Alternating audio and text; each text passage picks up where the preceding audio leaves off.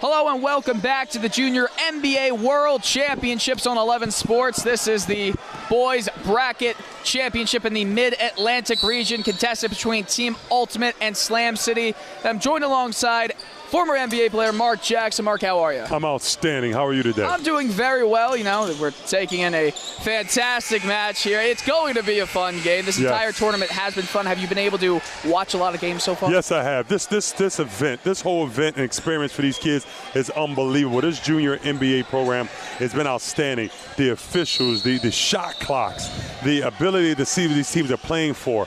This is an incredible event. Absolutely. I mean, obviously, you've got a lot of pride for it being so close to Philadelphia, 1 hour away. Yeah. So about your career, you played at Temple, didn't you? You played at Temple, correct? Yes, played at Temple University, played 13 years professional basketball. But this Philadelphia is my hometown. And just to see this event being held here so close is a great opportunity for a lot of these young kids who wouldn't have had this opportunity if it wasn't for the Junior NBA. So what is it that you really like about the Junior NBA? Is it that, you know, that all these kids who wouldn't have this opportunity are able to play here? My first thing is the experience. So you're playing with 3 officials, you're playing with shot clocks, and that's the biggest thing. These kids are not used to this. That's a major plus. But then an opportunity to go play against other teams from around the world. That's another big plus. Basketball is supposed to bring everybody together from different backgrounds to experience things together, and that's what this is. You know, I think that the Junior NBA really has hit a home run with this, and we're not even at the Junior World Championship. Are you planning to go down there in Orlando in August? Yes, planning to go on and represent the Philadelphia 76ers because I like what this is about, and this is going to do nothing but grow because the right intentions are there to help foster children to get experience in a game of basketball. I completely agree with you on that. Now, have you seen any games play between these two teams yet today? Yes, this team Ultimate has an incredible shooter. They have one incredible shooter that's unbelievable, and they have a big guy who's about 6'6", 6'7", is so versatile. This is a tough matchup. Now, Mason so far in this game, he's gotten 8 points, 2 from beyond the arc, and he just seems like a sharpshooter. He is not currently on the court now. It's going to be interesting to see the 2 big men for Slam City, and Team Ultimate almost came together right there. Exactly. So it's the big versus the Ultimate small. So it's the old school game versus the new school game. So it's going to be interesting to see what happens, who prevails this.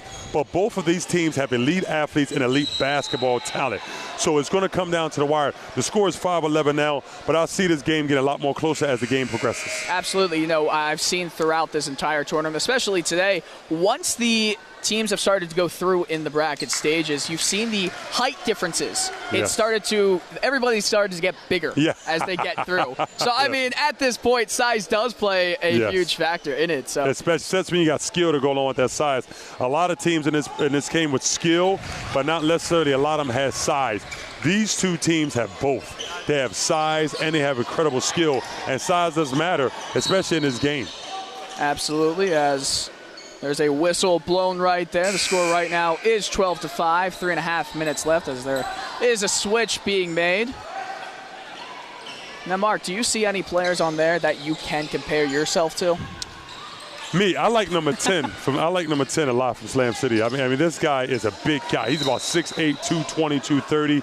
But what's interesting to me is he's very versatile. He's not just a banger. He's on the perimeter. He's making passes and plays for his teammates right here, getting to the rim with a pull-up jump shot. He misses, but that's skill right there in a 6'8" package. Yeah, absolutely. That's Jarris Walker now in the last game against Team LAB in the semifinals. He had a double-double, 22 points, 13 rebounds, and you're right, he is a very versatile player. I got the chance to talk to him after that game, and he's got a good head on him too, so he's excited to see what this challenge in this championship game does come about.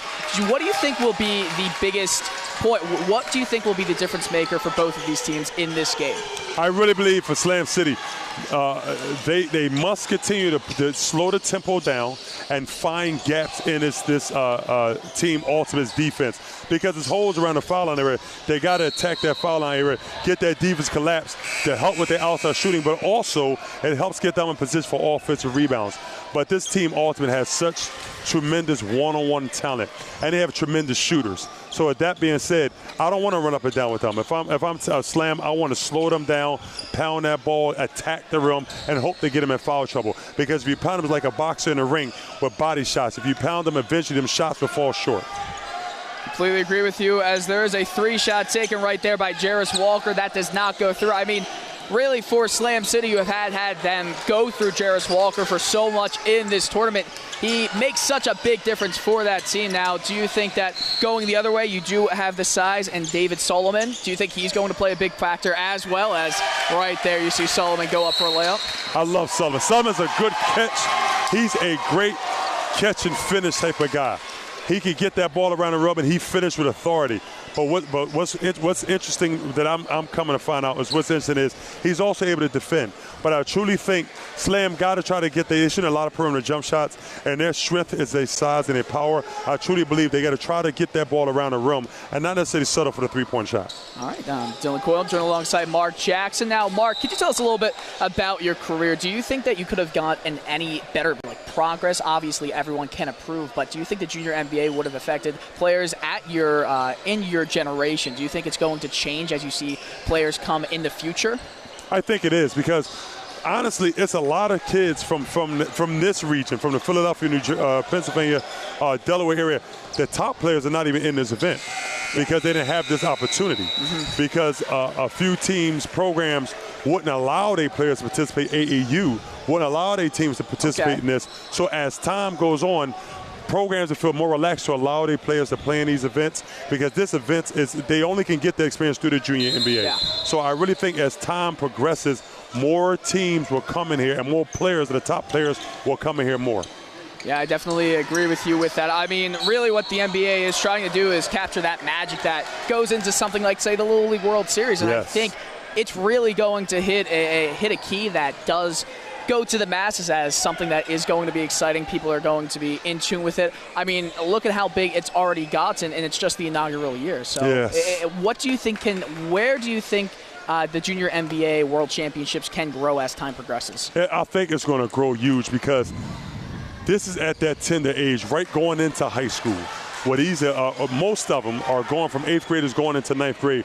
So that's right before the U.S. come calling for them for 16 and under and 17 and 19 under.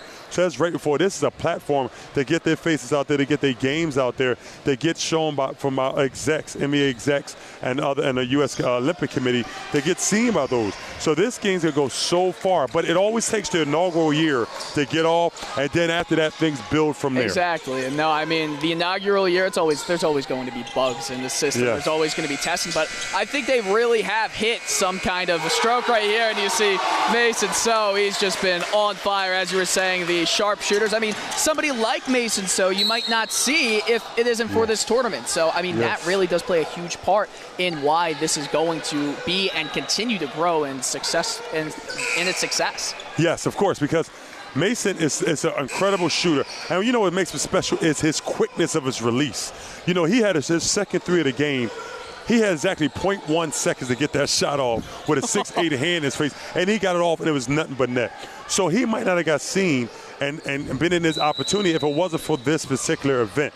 So I'm quite sure he's happy, as well as his coach and his family is happy, because remember, without the family, it's not the kid. No, so it all works as one. Exactly. You know, you have to have a great family to have a great player, a great person in general. And I think that the Junior NBA, especially with a life skills class that was yesterday, I mean, the Junior NBA is doing more than just basketball and giving chances to kids who are playing basketball. Can you tell us a little bit about what they are doing with that life skills class with other things? Yes, influencing the major parts that make this a whole.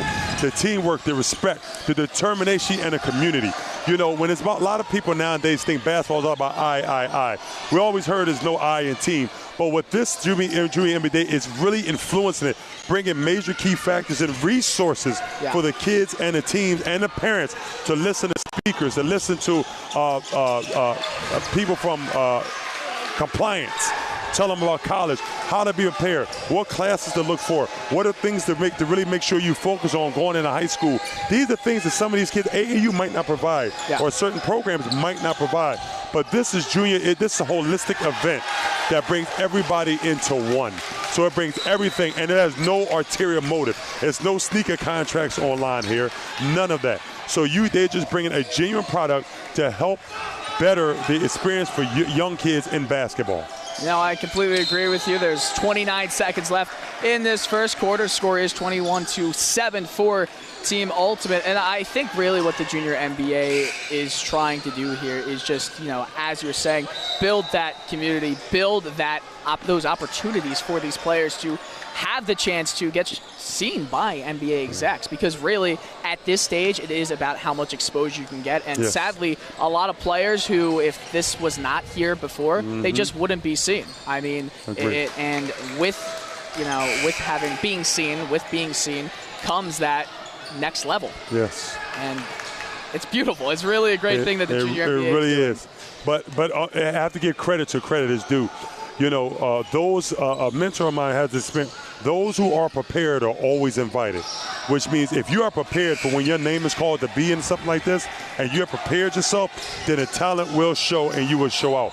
So it's important that you are prepared for this, that you know your time might be here. But when it's here, you have a lot of people going to be watching this, especially if you qualified and you win this to go to Orlando and represent with the other 7 regions, represent the United States versus other countries. It goes a long way. And like you're saying, it's not just the United States. It is an international tournament. So not only is the Junior NBA World Championship giving exposure to people and kids in the United States, internationally, it is as well.